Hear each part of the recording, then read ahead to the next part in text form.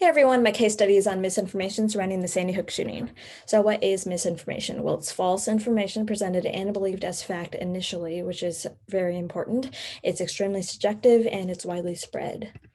Well, why spread it? Well, knowledge is power. That can produce ego and a desire for control. One could argue that misinformation is a form of self-preservation as it requires power over others to ensure stability.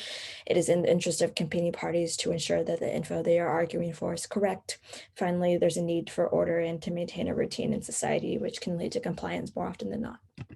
So in the aftermath of Sandy Hook, the media prioritized timeliness over truthfulness. Major news outlets like CBS and the New York Times promoted inaccurate info following the shooting.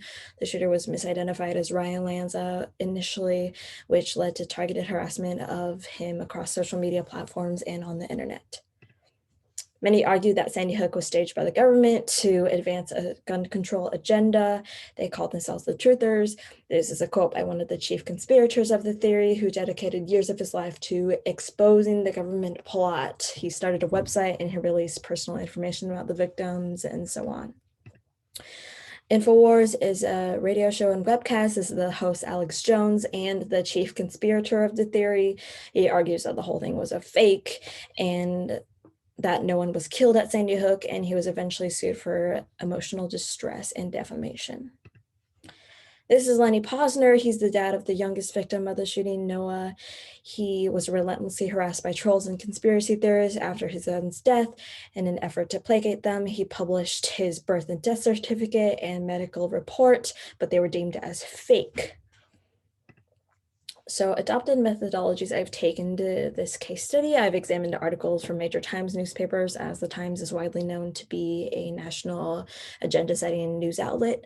I looked on Scholar for academic websites on misinformation, as I found that to be a reliable source of information in the past.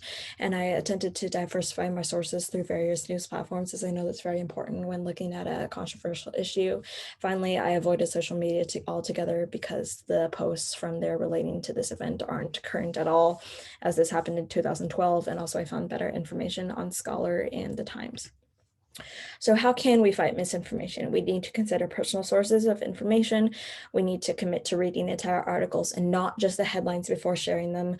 Finally, we need to understand that our role in sharing content is just as important as the content itself. Why should we even care? Well, we are in an age where content is constantly evolving. That means there's shifting standards of truth. And as that info changes, so must our knowledge and understanding of that info, because misinformation is often dependent on the environment it occurs in. Otherwise, if we don't stay informed, democracy will crumble without a stable foundation of trust. So overview, misinformation begets misinformation. We all know that. Understanding the phenomenon requires an understanding of ourselves, and a system built on deception and distrust simply cannot continue to function. These are my references. Thank you so much for listening.